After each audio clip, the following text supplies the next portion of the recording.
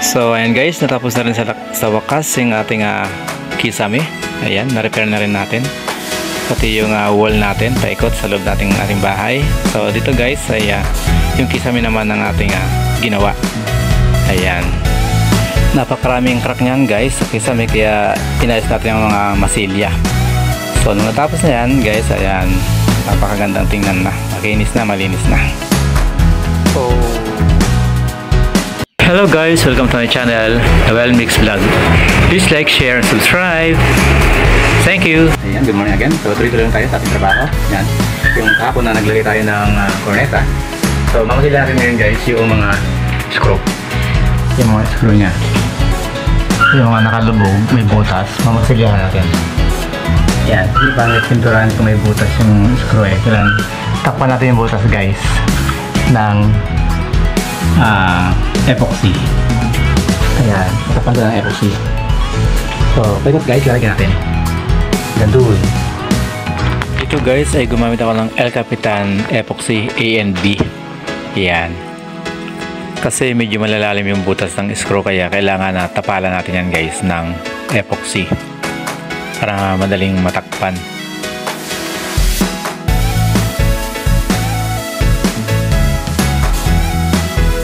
At saka siyempre yung mga dugtungan guys, kailangan ayusin natin yung pagmasilya para hindi halatado. Hanggang doon sa may kantuhan niya, lalagyan din natin ang masilya. Yan, para sa kantuhan naman. Ayan guys, lalagyan natin ng yan, kakaraso lang sa butas. Finger lang, parang mas mabilis. Pinarap kabitan ng palita, kantuhan dyan guys. Ayan, hanggang ilalim, lagyan natin. Yan yung groove, papantay natin yung mga groove nya. Kailan buhay pa yung groove. Ayan. Mabilis lang guys, mabilis lang. Ayan. So, yung kantuhan nya guys, so akin na kayo masilya na. Lihay na lang pag natuyo. Ito naman dugtungan. Diba? Lihay na lang pag natuyo. Tapos primer. Okay guys. Ayun. Di maabot. Kantuhan okay na. Yan. Dugtungan okay. Yan. Okay, tapos na guys ang ating paglalagay ng epoxy sa mga screw. Ayun, tapos na lahat. Ito yung mga kantuhan yan guys. Ayun, okay na. Ayan, magre-repair tayo ng buong kwarto ng anak namin. So ayun guys, tatapalan pa natin ng semento kasi ayaw niya yung may bintana eh. Yan. Ayaw niya may ganong may bricks. So buong ito kwarto guys, ipapalitan natin ng kulay. Pati yung kisame, saka yung mga cornesa guys, yan, papalitan natin yan guys. Bali, ang problema ng kisame natin guys ay maraming crack, kaya binakbak na lang natin yan guys. Ayan, tapos mamasalihan natin ng stick well sa gilid, binakbak natin para hindi nakaangat, para idikit-dikit natin yung mga nakaangat. Ang mangyayari yan guys ay habulin lang natin sa masilya yan, kasi lubog na yan eh, yung binakbakan natin. Habulin natin ng masilya, kapantay na ng pinakabalat niya, balat ng plywood. Pero ang uunahin natin dyan guys ay mamasilyan muna natin siya ng stick well sa mga gilid ng balat ng plywood, kasi mga nakaangat yan eh. Kailangan lagyan natin ng stick well na pansarado bago tayo magma-primer tapos masilya. Ayan, stick well muna guys, ilalagay natin unang-una.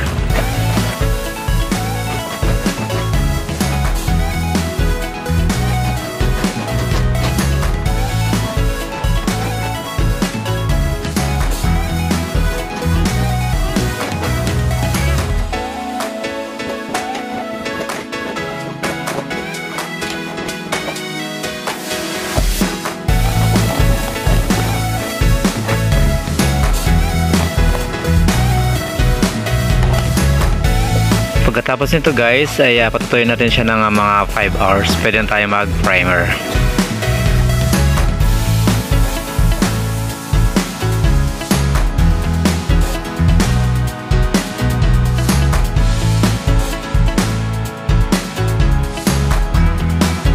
So, start na tayo mag-primer guys ng ating kisame. Siyempre, gamit ang flat wall enamel. Ayan. Kailangan templado siya guys para magandang ipahid. May counting reducer.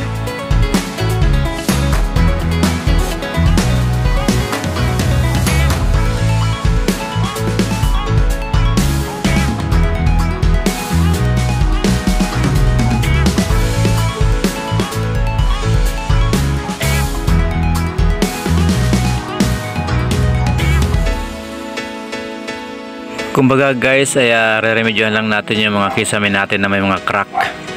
So ganyan ang ginawa natin, binakbak natin tapos nilagyan natin ng stick well sa gilid para hindi nakaangat yung mga gilid. Then paprimeran natin. Saka tayo mag first coating, second coating ng puti. Dahil ang kisame natin, ang gusto ng anak ko na kulay ay pure white lang. Yan. Pati yung cornisa niya guys is pure white na rin. Magkasama sila. Parehas na puti. Ayan. Tapos na po ang primer natin guys. Kaya pwede tayo magmasilya ng pati.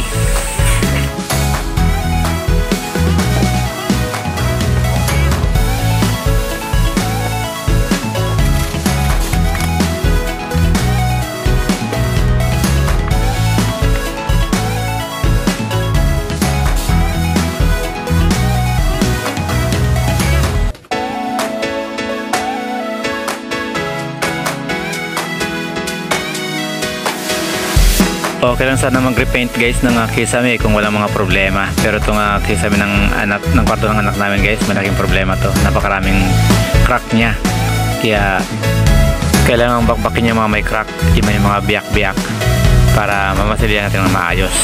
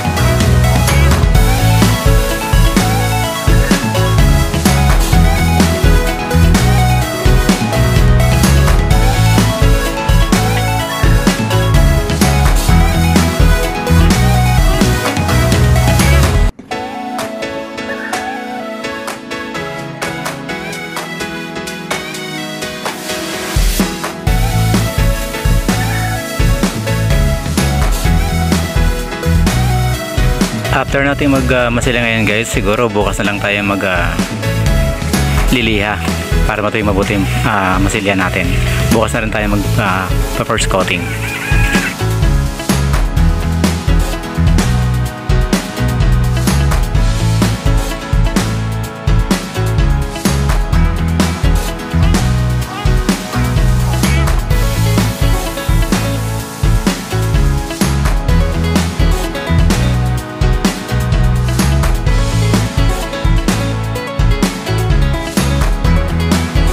Sabi nga guys kahit sa sarili nating bahay, kailangan ayusin na rin natin yung pagtrabaho para maganda. Ayan.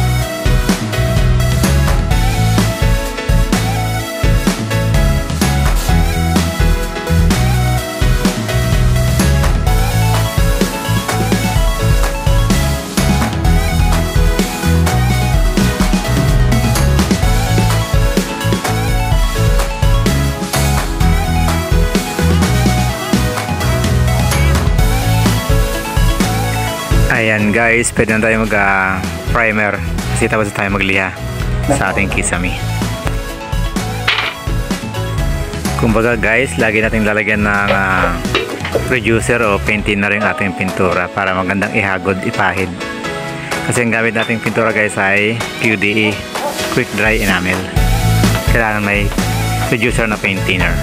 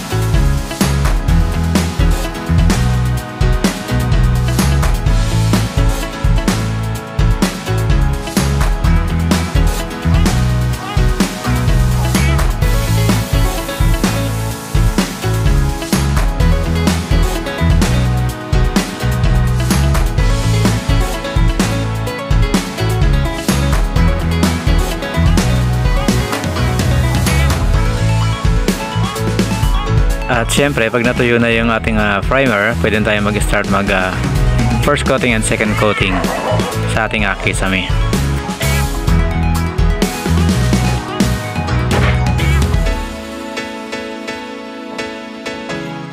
Quick dry enamel pa rin guys, syempre ang ating gagamitin para sa first and second coating.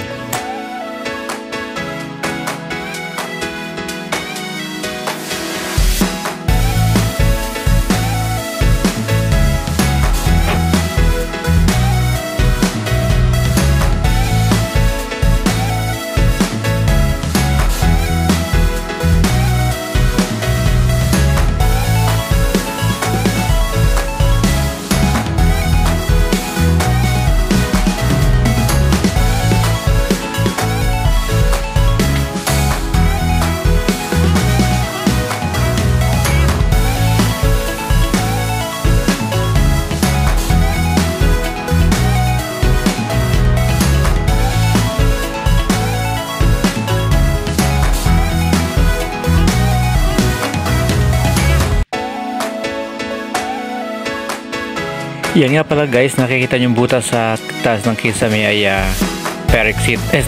Perexit.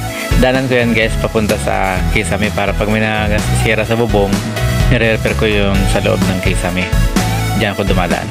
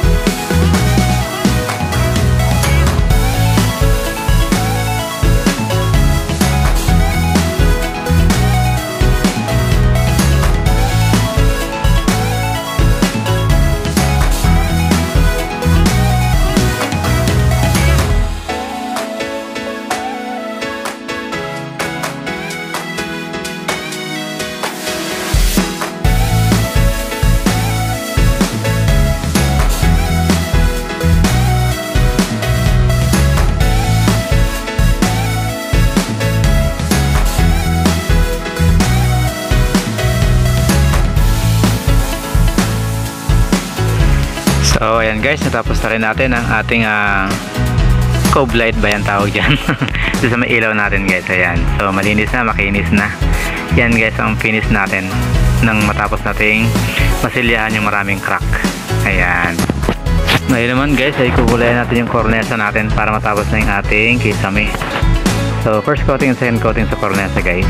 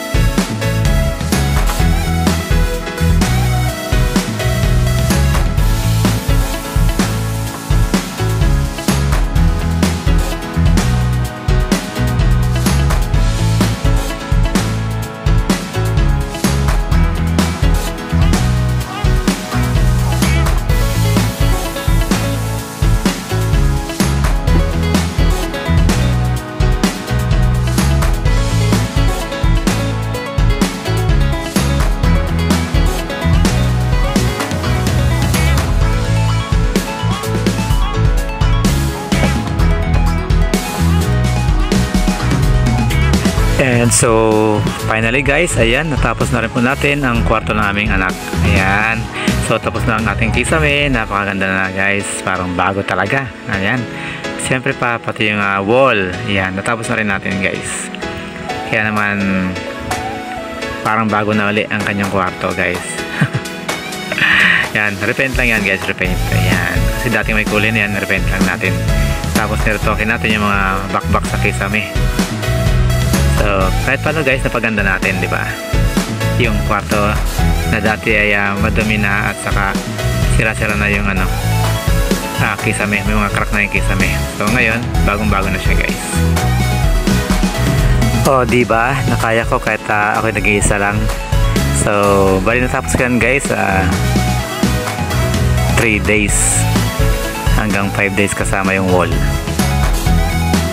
Thank you so much guys sa inyong suporta, and thank you for your always there na lagi kayong nakasubaybay sa aking mga vlogs. See you guys in my next video guys. Bye bye. God bless us all.